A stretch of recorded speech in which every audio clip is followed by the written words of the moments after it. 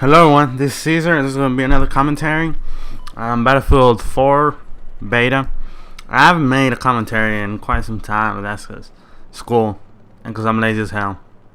I don't have a job, so it's not like my whole day is filled up with activities. Okay, so this is going to be the DICE detailed planned Battlefield 4 changes following beta testing. So this is an article. I didn't find this out. I didn't go anywhere. It's from DICE, and I'm just gonna read it because people are lazy. I'm lazy. I don't even want to read this. So I'm just gonna read exactly how it says. It's probably gonna be really bad reading, but let's see. I have been reading quite a bit for school, for college, but start. Come on, Tina, get in. All right. DICE has detailed some of the more significant changes.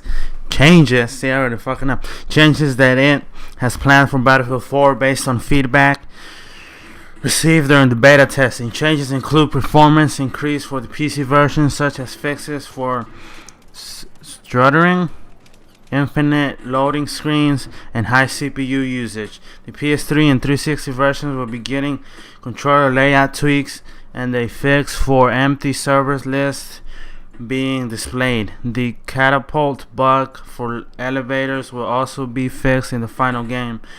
You can check all the following list plan changes below. Okay. Low frame rate stuttering. Oh yeah, I have that like crazy on my computer because my graphics card is not the best and my CPU is not the best either, so it was freaking the fuck out. I didn't check the temperature that I have, but I'm sure it was fucking about to explode. So I just quit it and put it on the 360. PC players may have experienced trouble in the beta getting the game running at a good frame rate. Rest assured that we are using the information we received to optimize the performance for the launch of the game. We also realized 3 game client updates and a number of game server updates during the beta to address some of the issues and to gather more information to assure a smoother launch. Stock on loading screen. That happened to me once or twice on both things. We have identified some of the reasons why players, mainly on PC, were getting stuck on the loading screen and are currently working around the clock to decrease the rate at which this occurs. The latest PC patch for the beta helped for some players, and we are confident we will be able to minimize the issue for launch. High CPU usage during the beta. That was my problem too because my computer kind of sucks. And I know it was for a general thing, but it was worse on my computer. Okay. CPU usage could sometimes skyrocket for dual or quad 6-core processors. We identify some of the reasons and release 3 patches with fixes that went live during the beta to address the problems. This was a true beta, and as such as the crash reports that will be gathered during the period will actually help us make the game better. See, that's what separates the guys, the Battlefield from Call of Duty people, because they release fucking beta because they know it's gonna have problems, just like the fucking shitty Call of Duty games have problems. All the people fucking playing it at once, it's gonna fucking have problems. So you need to figure out what the fuck's happening before you actually just release it. You know, like the Call of Duty people, they're not gonna do that because they're gonna say, man, this is the same shit again, and they're not gonna buy the game. But once you buy it, you're like, fuck, I already bought this stupid shit. Whatever. Controller layouts. I'm not gonna read that shit. It's just that in the controller layout was not the same as in Battlefield 3, which was fucking weird for the 360. I played on the 360.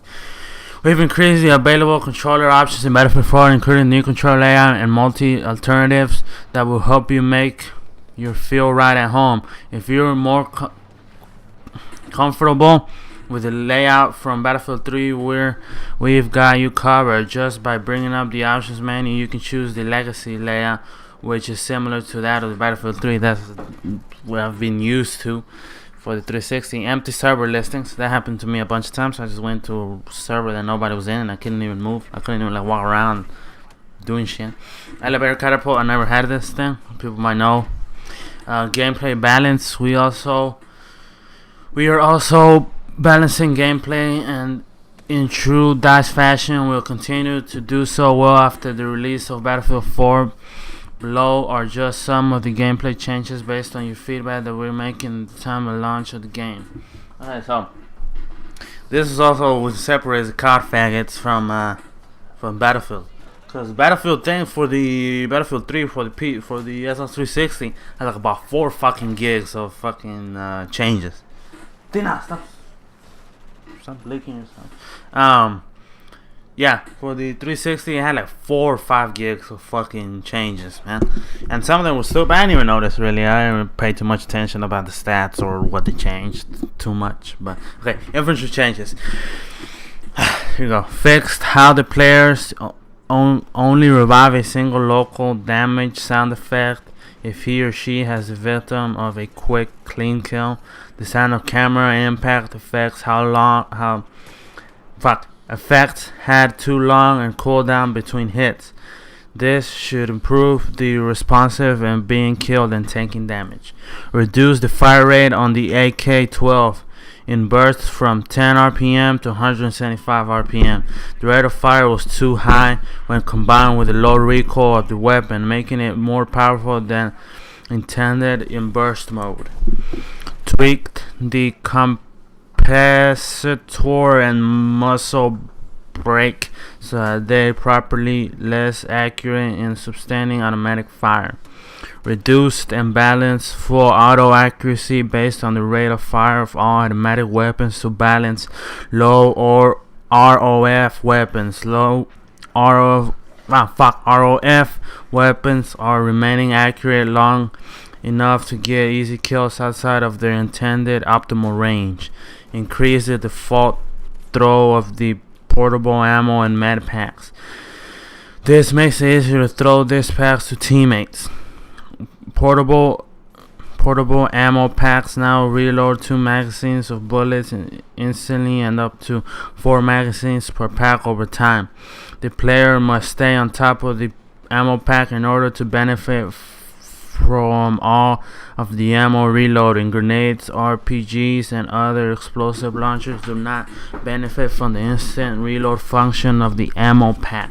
Increase the muzzle flash on 25 millimeter and 40 millimeter launchers to increase their threat position more visible.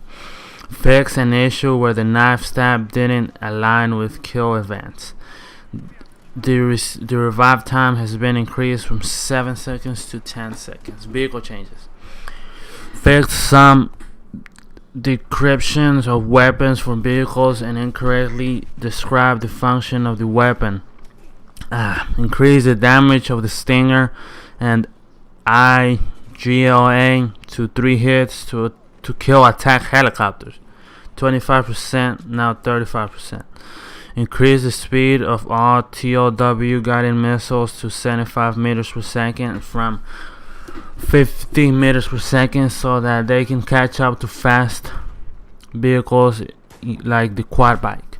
Increase the sustained fire accuracy of the coaxial MLG and armored vehicles because it was underpowered. Reduce the damage the 40mm and 25mm infantry weapons to the armored vehicles to lighten their anti-infantry role. Reduce the damage main gun of the IFVs against the armor to highlight their primary anti-infantry role. Fix an issue where the tank's main gun did not correctly hit the center of the crosshair at all times. Multiple options are now available for controlling how your vehicle steers with joysticks or on all platforms, as well as improved responsive of steering while accelerating. Locking weapon changes. RPG-7 and small can no longer lock on the laser designated targets. It was inauthentic and not balanced. Fixed some projectiles not warning vehicles when they were fired on a laser designated targets. Reduce the lock-on distance of RPG, small and MBT long missiles to 350 meters from 500 meters. This gives the GLA the clear long-range AA roles of the soldiers and keeps the team play element and laser designated. All laser designated missiles now do a maximum of 90% damage to attack and scout helicopters, down from 100%. This was done to give helicopters a chance to use their fire extinguishers countermeasures even against laser designated weapons. General changes: the kill string in the score long now appears sooner, making the UI more responsive to kill events. The aim assist on the 360 PS3 has been tweaked to be more consistent at all ranges. This assist was overpowered at close range and not powerful enough at medium range. Players should now find the close combat requires much more player input to the snap. The target is less far forgiving. A medium range, the players should expect a bit more assistance tracking targets, but generally still reduce aim assist effectiveness. PS3 specific changes. PC specific changes. Fixed a string on foot PC key bindings that should be red crouch, toggle, prom, hold. Remove the unused underslug key binding on PC. Deselect gauge 1 key binding now controls both of these actions as expected. Okay, so that was all the changes they made for when the real game comes out, for the final version.